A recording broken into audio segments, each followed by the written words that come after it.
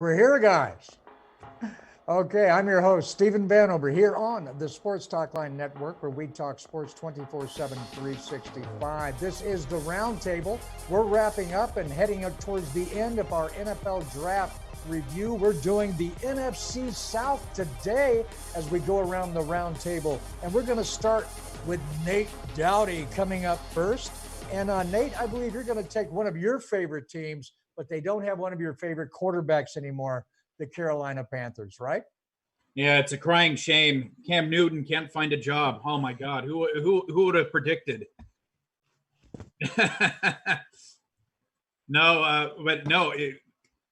Panthers actually had one of my favorite drafts. They started off with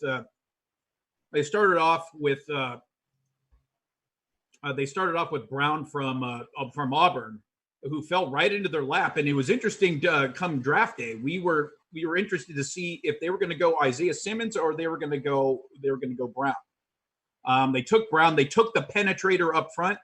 And then in the second round, you know what they did, Van? No. What did they do, Nick? What they do? They went to another penetrator. You know what we call that? Double penetration. So we had a DP in round two? Yeah, we had my goodness. DP All in round right. two. And for those of you kiddies watching right now that don't know the definition of double penetration, if you Google it, it will link you right to the Carolina Panthers. I promise. And if Nate promises, it is so. Now, Yes. Derek Brown almost didn't make it to them, right? Because of the Lions. Yeah, well, actually, Matt Patricia wanted him at number 3 overall, and then the GM said, and took that bad boy away from him.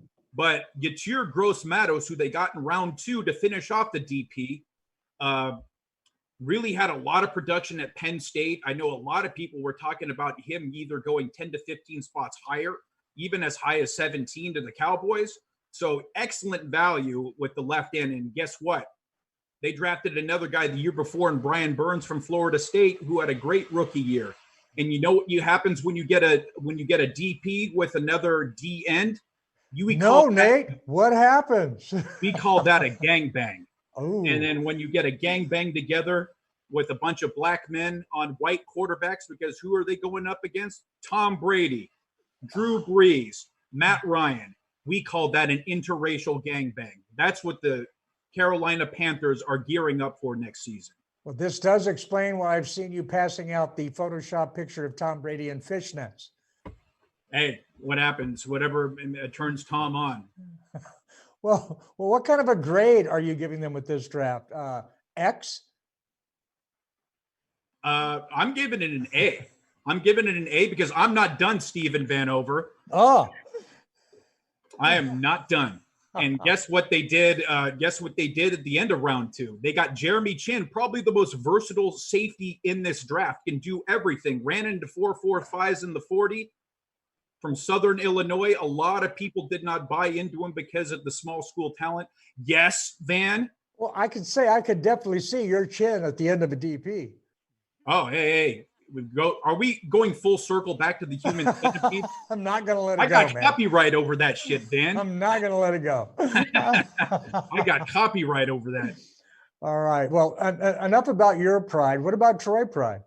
Troy Pride, another guy who produced almost immediately at Notre Dame, actually almost went to Clemson, which probably was a mistake. He could have been having probably a good 2 national championships under his belt had he gone to Clemson instead of Notre Dame. A guy I like to probably maybe be a 3rd or 4th corner in the first couple of years. I don't really see him as a starter, but I've been wrong before, haven't I? Yes, you have, Nate. And I would love to be there at that decision-making dinner where Troy Pride is weighing, what do I want in my future? Pedophiles or national champions? Pedophiles or national, to heck with Clemson. That's Gross-Matos at Penn State. Oh yeah, excuse me. Oh yeah, yeah, exactly. Yeah, I was gonna say, get your pedophiles and priests together, man. Well, I mean, priest pedophiles. Come on. All right, so we got to. I think you could throw Penn State in there as well. So.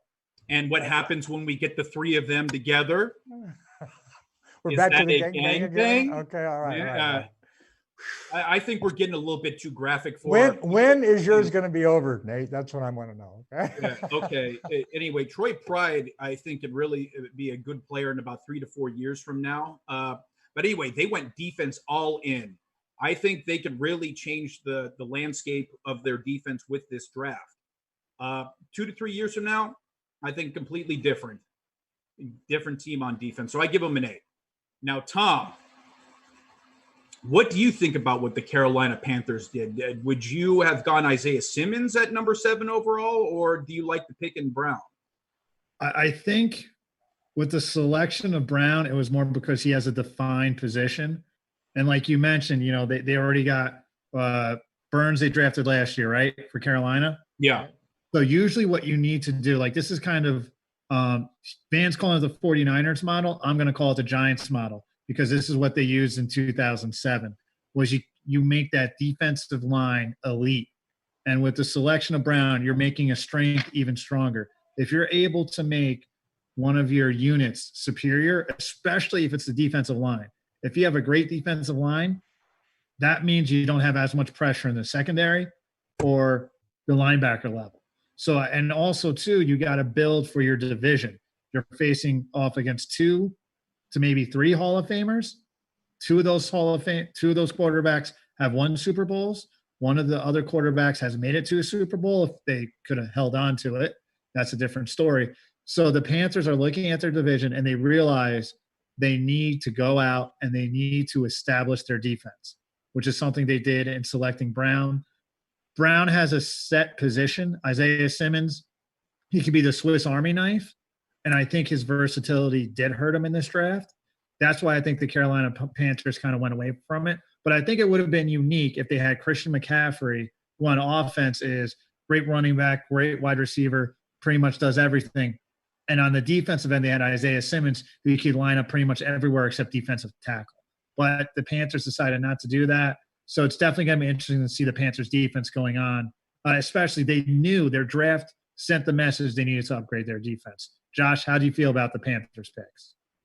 Yeah, I really like the Panthers picks this year. And I agree with both of you, actually. The point you made about, taking Derek Brown over Isaiah Simmons, I think the fact that they took Jeremy Chin too kind of just shows that they didn't, they wanted to have a set safety and they wanted to have a set linebacker that they could go to, or sorry, a set D lineman they go to, right? They didn't want to mix around with a middle position or somebody who wasn't necessarily set. And I love how they went defense heavy. They're going to have a lot of work to do, obviously being the bottom of the bear. I mean, it's going to be a tough year probably for them. But yeah, this solidifies their defense in the next, 2 or 3 years of being one of the tops in the league. So I really like that. I gave them an A- for the draft pick. All right.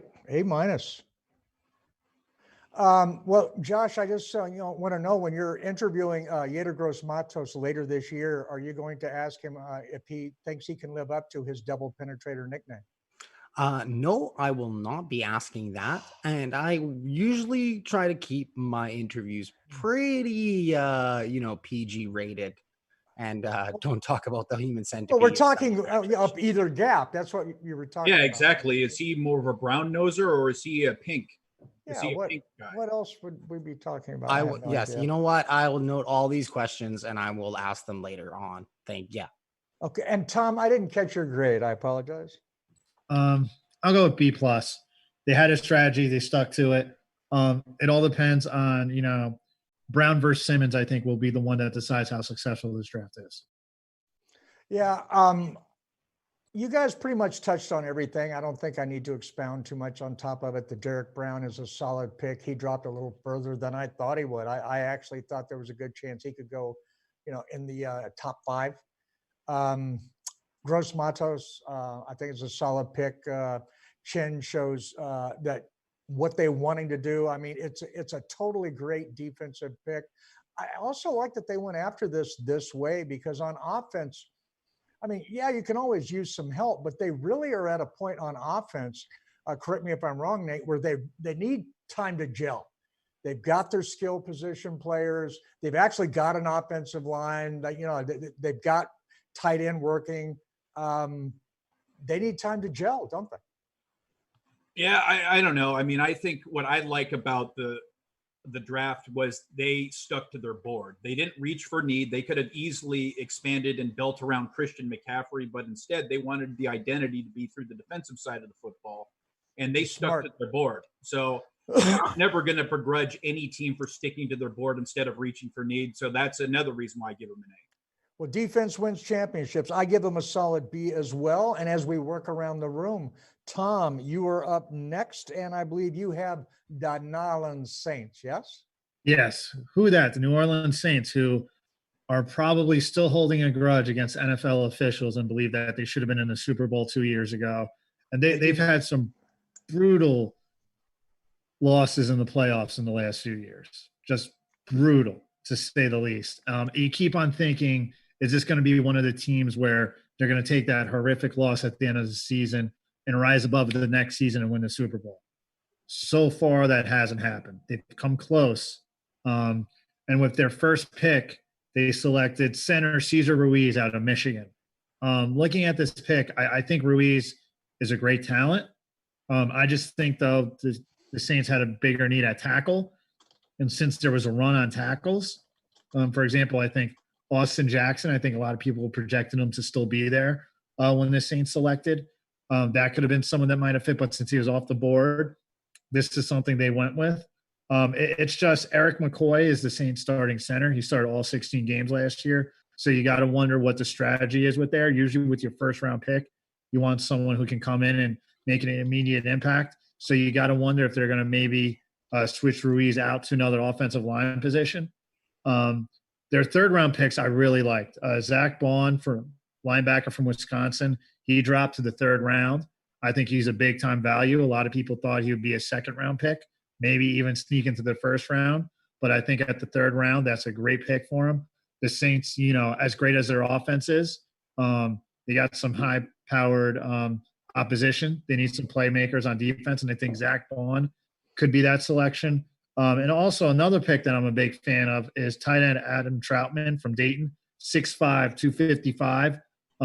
Jared Cook, he had a great year, but he's getting a little bit older. And also, Drew Brees is one of the quarterbacks who every wide receiver plays great when they're with him. Oh, yeah. Jimmy Graham had a great year at tight end. Jared Cook had a great year at tight end.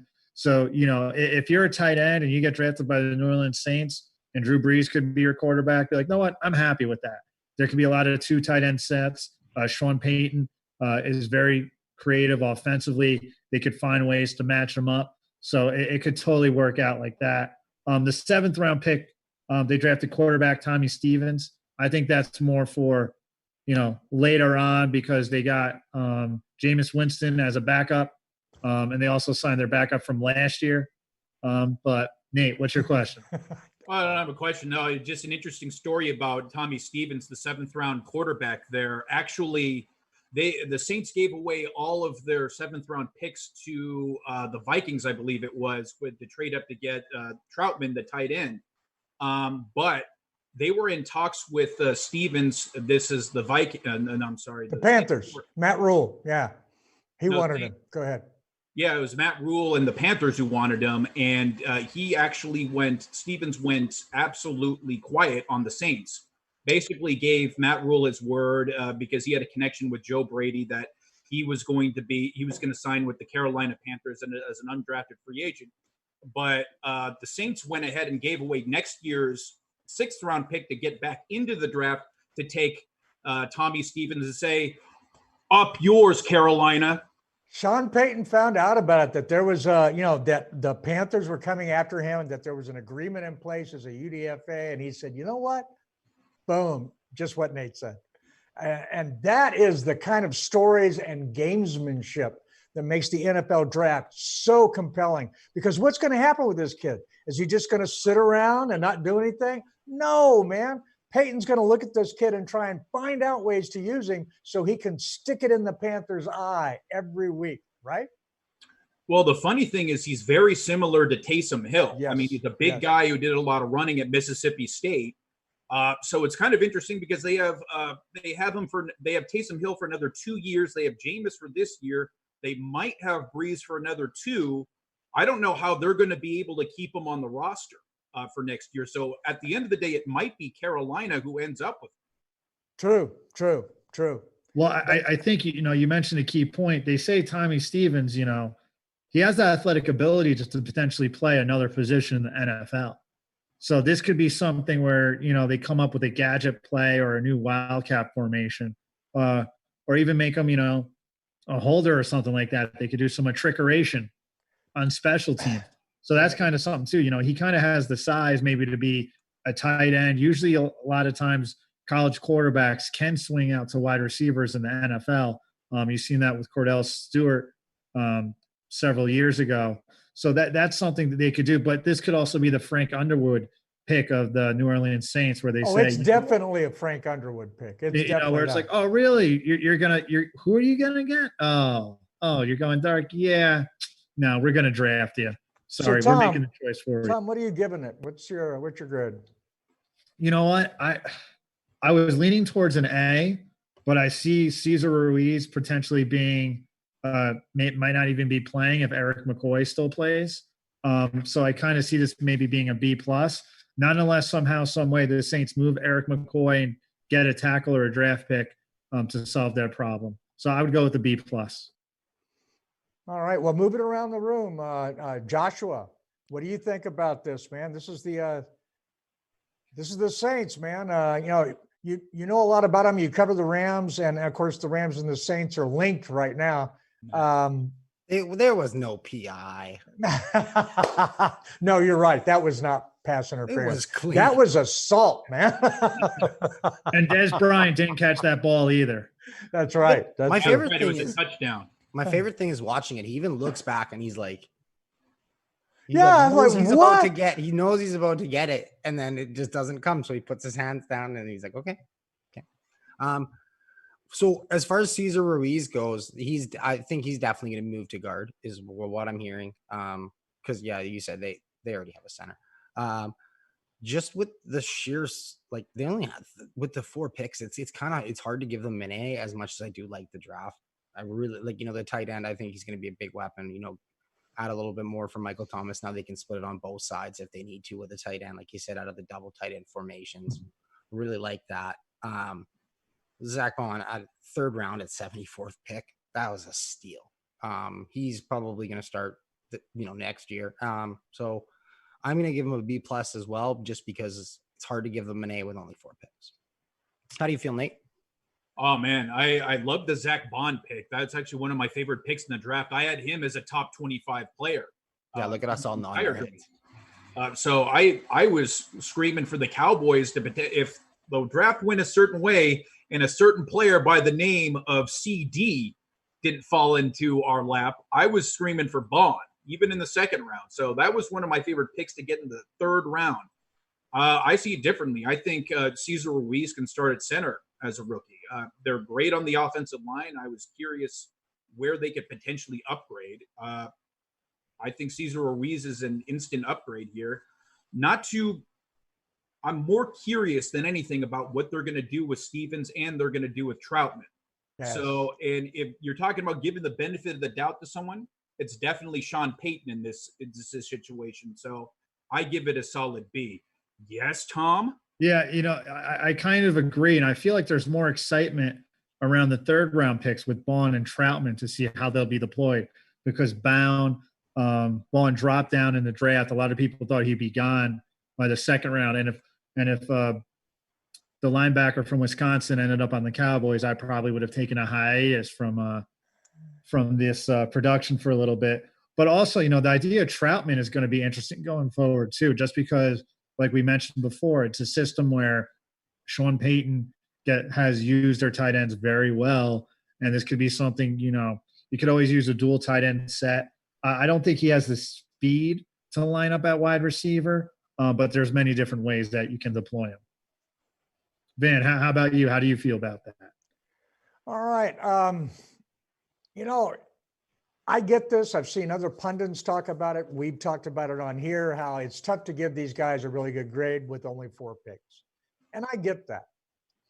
However, on this team, you could pick 12 guys in the draft. Ain't 12 guys going to make the team. About 4 guys are going to make the team. You know what? It's going to be these 4 guys are going to make the team. I think it's a great draft. I give them an A-. I mean, somehow I almost view Nate's solid B better than your B pluses. They were begrudging B pluses. He gave it a solid B. I'm giving it an A-. And that's only because Tommy Stevens, we don't really know what they're going to do, how much he's going to make an impact. He's going to make an impact more down the road than he will right now. But the other 3 guys, they're going to play. They're going to get snaps on game day. I don't know how. And that's exciting, but it doesn't matter how, because with a team like this, unlike a team with the Browns, what do, Nate? We give them the benefit of the doubt, right?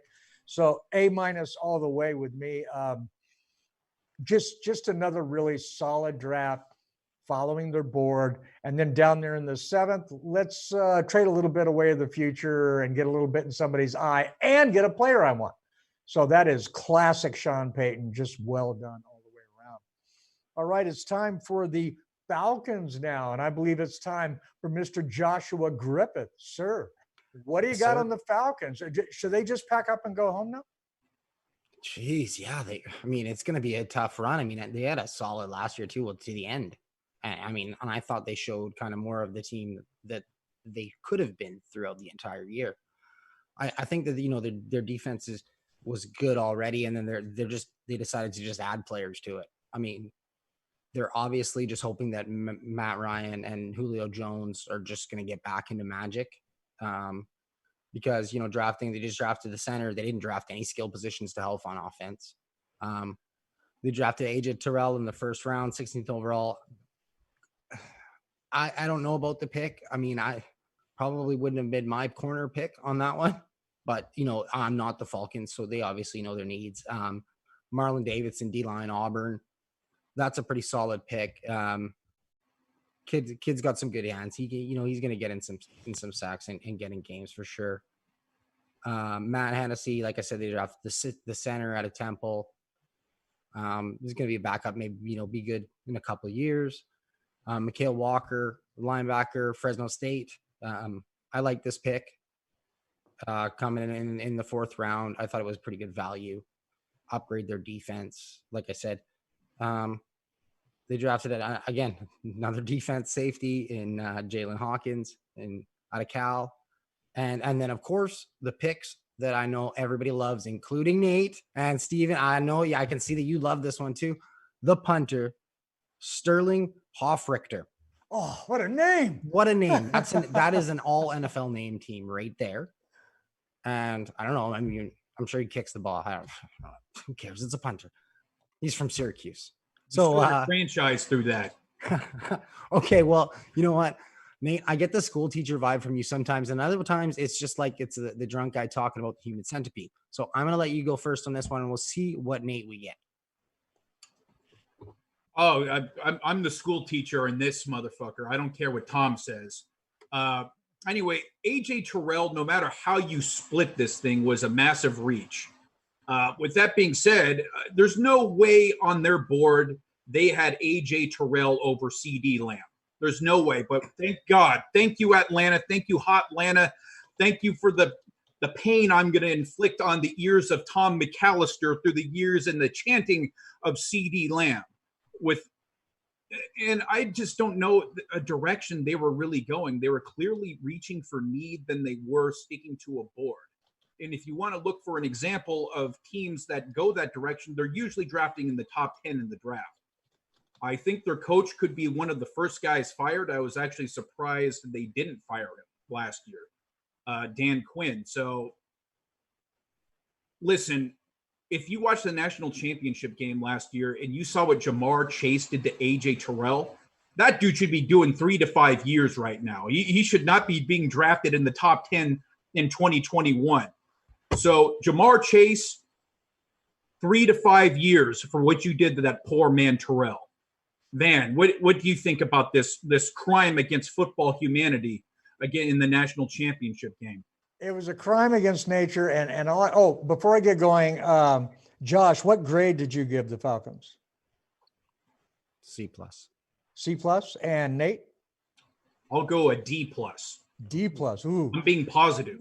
All right. And all I can say is, me personally, I am a huge fan of the first round pick at number 16 of AJ Terrell. And Nate, I think after I explain myself, you are going to be a huge fan. I think you're a Clemson homer, because yesterday you did the same thing and disagreed with me about T. Higgins. No. Man, you've been drinking the South Carolina Kool-Aid for way too long, brother. It's much better than that. There was a solid rumor that the Dallas Cowboys were going to reach and take AJ Terrell at 17. When the Falcons took him, I said, yes, please, thank you. Yeah. I saw that too. Whatever grade that I'm giving them, they get a plus. Yeah. All right. That's just it. So that is what the plus for, I'll tell you right now. All right. So they reached for AJ Terrell, one less than the Cowboys would have possibly reached, but that's okay. And they could have had CeeDee Lamb. Oh, how do you pass up CeeDee Lamb and take AJ Terrell? I don't see how it happens. That's an amazing pick. I see what they're doing. Okay. But I mean, like you said, when you get burned by an NFL caliber guy, that kind of tells you how you're going to do it in the NFL. I like some of what they did. Basically, the last two picks, they got a safety and a punter. Solid So punter. when you line up their picks, you can just say that this whole draft is just a PS. Beautiful. And I don't even know what that means. Okay. But so, yeah, basically, I give them a D plus. So. What do you think, Tom? I think I agree with everyone else that AJ Terrell was a reach at cornerback. One, because I think you probably could have gotten a better cornerback available. Two, CeeDee Lamb probably was available, which you guys probably would have fell in love with. But also, two, how would you be, a reason why they wouldn't make this selection is like, all right, how are we going to go to Julio Jones and be like, hey, listen, we spent our first round pick on another wide receiver, so you got to think how he would kind of take that. Matt Ryan might have been for it. I'm not sure how Julio Jones would have done it, because Julio Jones has been in the top 5 for the NFL top wide receivers for the last few years. I do like some of their picks. I think Marlon Davidson is a need. He'll come in and make an impact. Matt Hennessy, 3rd round pick at center. He's probably a plug and play guy.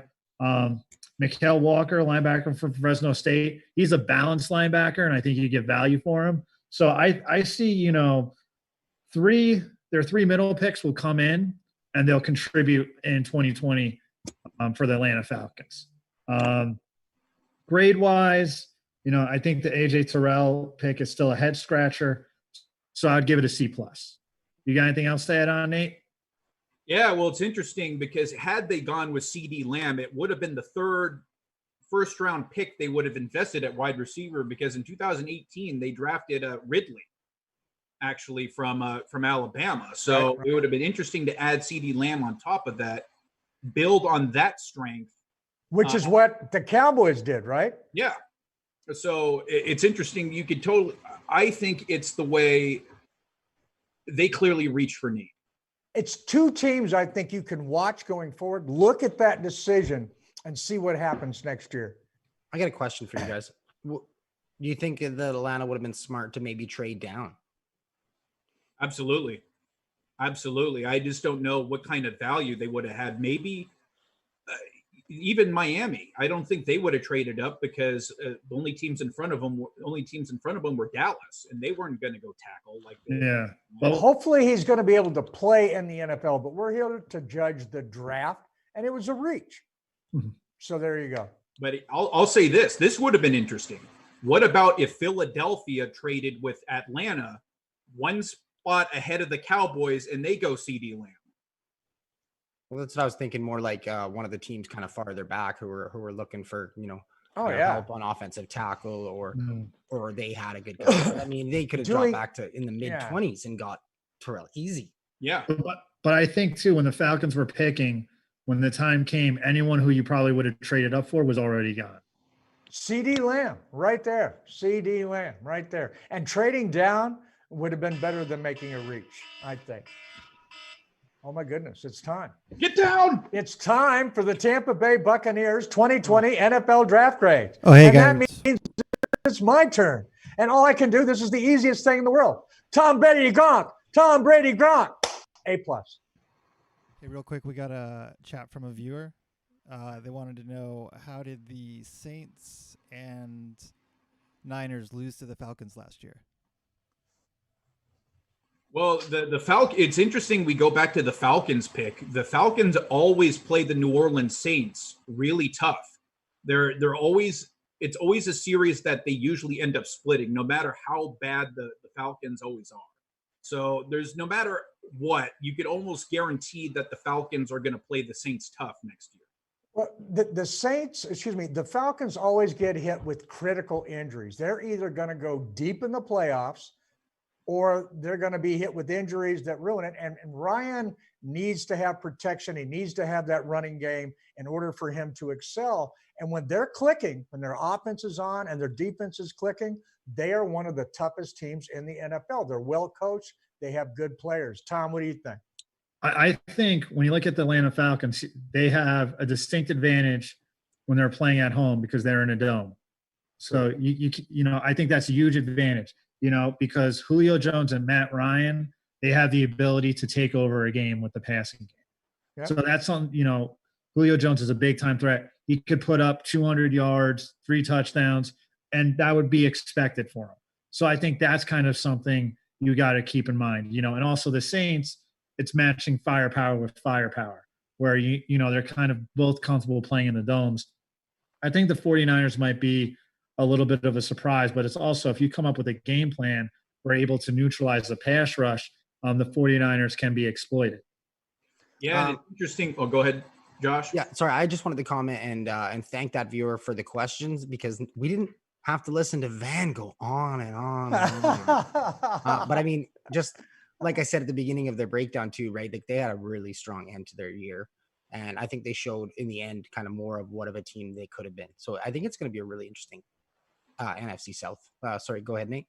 Yeah, no, interesting, because if you remember that game with San Francisco, and it ended at the very end. I mean, it was a last-second touchdown, I believe, to Julio Jones, to where he basically got a dick hair of the ball like across the plane, and they called it a touch. They actually didn't call it a touchdown on the field. They reviewed it and called it a touchdown. They had the game-winning drive.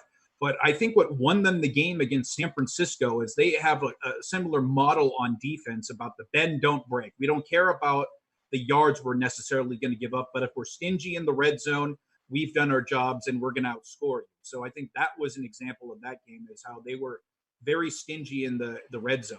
And that was also one of the first games Bosa missed, wasn't it? I don't think he missed that game. Okay. Well, I'm wrong there. But again, the commenter makes, when I'm looking back at this draft, I'm so disappointed in what they did at the first round. Now, if he works out, then I have egg on my face. That's great. If you just look at the other draft picks and don't factor in my disappointment of that, instead, I go from a D plus to a B minus, because they took a strength, their defense, and they worked on it, and they got a guy that I think they're going to be able to use along the offensive line there at center. That's not a bad move. I just think that they really reached their cornerback. I think they went for a need. I think the Cowboys were ready to do it and somehow managed not to. And I think that's very bad to reach like that. And that's why I'm penalizing them. But let's not forget, they got some good players to add to that team. They're a solid team, and they're going to come back, and they're going to be healthy. It's anybody's game for the Falcons coming up this season. But anyways, you were going to. Tampa Bay. All right. Tampa Bay. All right. But now, actually, it's, even with those two guys, Super Bowls, championships are won and lost in the draft. So set those two guys aside. Let's look what they did. First round, they went offensive tackle. They went Tristan Wirfs. I like this. He's played left tackle in college, but he projects to right tackle or even offensive guard in the NFL. That's what they needed there at Tampa. So I really like that pick. Antoine Winfield Jr., they got in the second round at safety out of Minnesota. He's 5'9", okay, 203 pounds, but he's got 30-inch arms, 9.5-inch hands. And he can sky on his vertical. He's got a 36-inch vertical. So he's short by NFL standards, definitely, but just throw that all out the window. The kid can ball. His father was a 3-time All-Pro, and this kid in college had nagging injuries, or earlier in his career, a foot injury, this, that, and it stopped him from playing and starting. It all came together last season, and he blew it up. He made first team All-American, All Big Ten, 88 tackles, 3.5 for loss, 3 sacks, 7 interceptions. Okay, that is serious. Don't look at the height. Look at the play. Stud pick. There was, at safety. Running back, Keyshawn Vaughn, 5'10", 215 pounds. He's like Grandpa said, he's a good egg, but a hen's ass is full of them. There's nothing special about this kid. He's a power back. He's not a 3-down back. He's a early down, short yardage specialist.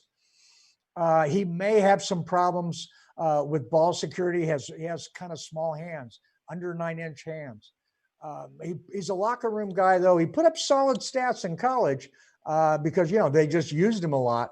He is a power back, but he does not create on his own. He needs other things to pop him open. Wide receiver Tyler Johnson, 6'1", 206 pounds, 9-inch hands again, but very productive in college. He was an all-conference guy, but does not have speed. Think Michael Irvin light, okay? If he can put it together like he did in college in the NFL, he can be a good guy, but it's going to be down the road. It's not going to be early. He's not going to help him this year. Defensive lineman Khalil Davis, 6'1", 308 pounds, 4.75, 40-yard dash. He is an excellent gap penetrator, and we know what that means, right, Nick? Oh, yeah. What is he, the pink or the stink? All right. And this guy is that. If you ask him to sit there and absorb blockers and play like in a 3-4, that's not his thing. But guess what? They don't do that. He's a gap penetrator. He really fits and with what they're going to do. It's a great talent at that level. I really like it. Then they go back, linebacker Chappelle Russell, 6'2", 236 pounds, another small linebacker, your favorite, Tom. 10-inch hands, though, 4.69, 40-yard dash, 21 reps, 35-inch vertical. He's a playmaker. He's a 3-down guy. He can cover the run. He can drop back in coverage. He's tough, heady player. He had 2 ACL tears on his knee in college. He won Comeback Player of the Year because of that. But, speed is an issue. That knee is an issue. Is he going to be able to live up to NFL competition? It's going to be interesting to find out. Running back Raymond Calais with the last pick, 5'8", 188 pounds. Think Scat Pack? Yeah, you'd be right. That's what he is. He's a change of pace guy. He cannot pick up blockers at all. They didn't ask him to do it in college, and he never tried. He's a change of pace gadget guy.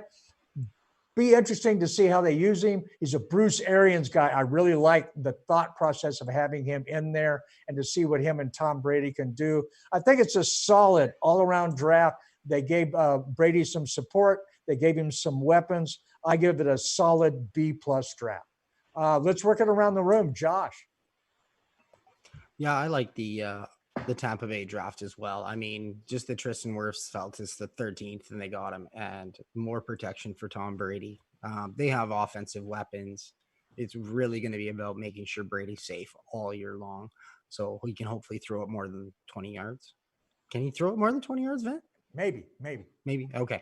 Well, other than that, I mean, I like their mid picks with Antoine Winfield, Keyshawn Vaughn, Tyler Johnson. That Tyler Johnson could be a really good draft pick down the line, especially under Tom Brady, working under Tom Brady. Like you said, he's kind of a bigger guy. He's smaller, so to working with Gronk, that's going to help him too in his development. So that could speed things up a bit.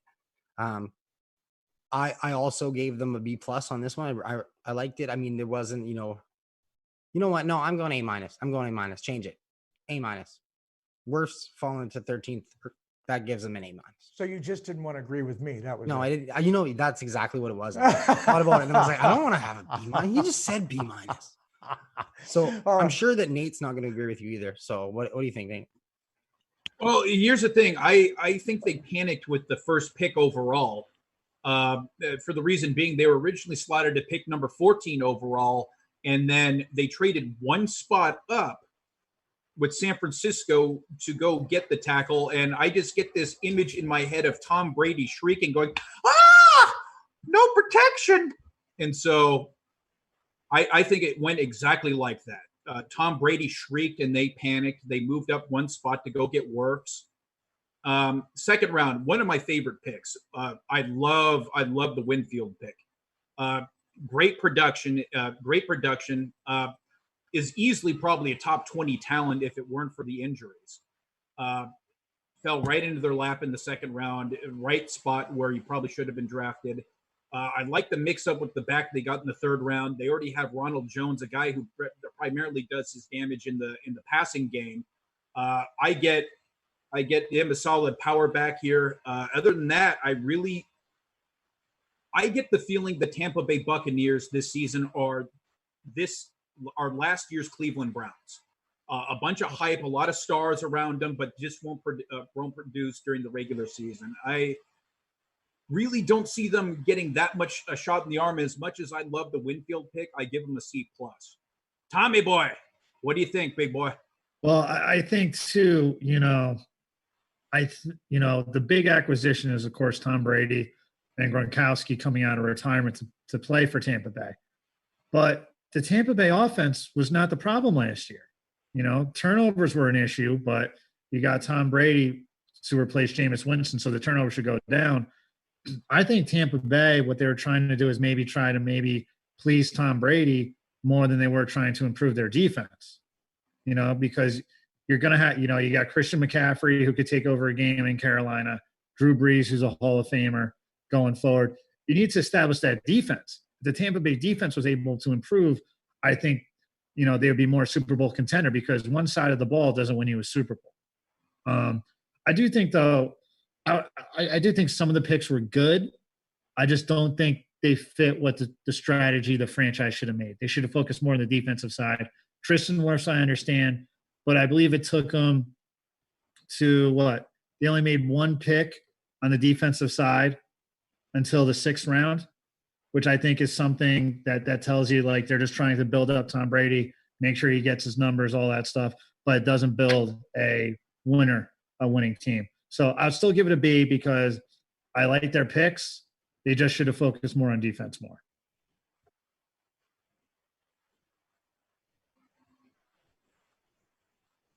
We can't hear you, Van. For the best. Thank you, Lee. Let me ask you this, Tom. As far as the strategy in the draft, if their strategy was to not let anyone figure out what they were doing, I think they were successful. I guess that is, but that's more of a Bill Belichick. It's one thing when people don't figure out your strategy. It's another thing when people are saying, what the hell are you doing? So maybe all along it was Tom Brady that was causing that in the Patriots. Well, I think you got to look at it too. A lot of times, we mentioned it before with the Belichick, Sean Payton, New Orleans Saints. You'd be like, hey, we'll trust their pick. Tampa Bay Buccaneers, they selected a QB number 1 overall a few years ago, and they let him walk. They didn't even extend his contract. So the picks, the Tampa Bay has not gotten that benefit of the doubt that we've given so many teams with their picks. No. So it depends on the franchise. That right is given, and Tampa Bay has not earned this right at this time. No, but they do have a solid coach, and that's why I don't consider them this year's Cleveland Browns, because they actually have a coach. And whereas the Browns haven't had a coach in like a long time. So Belichick? Yeah, something like that. I think the Browns need to reach out to the Lions and say, look, you've got some Hall of Fame credentials at GM picking. Why don't you help us out? And then maybe Matt Millen can come out of retirement and help the Browns. Then you know they would have gotten CD Lamb. Oh, totally. Yeah, right. Totally. Second overall pick or third Yeah. overall pick. Yeah, in the 12th round. Okay, yeah. He would have never known. All right, well, guys, that was great. And narrowly, the Saints almost took it with an A, B, a B plus, and a B plus. But the Panthers took the best draft of the NFC South with a B, an A minus, and a B plus grade from us. So nice job by the Panthers there, even though they got it stuck to them by Sean Payton in the last round there. So it's going to be interesting. All of the teams added talent. Real quick before we sign off, as we go around the room, we'll start with you, Nate. Which team do you think got the most players that are going to help them this year?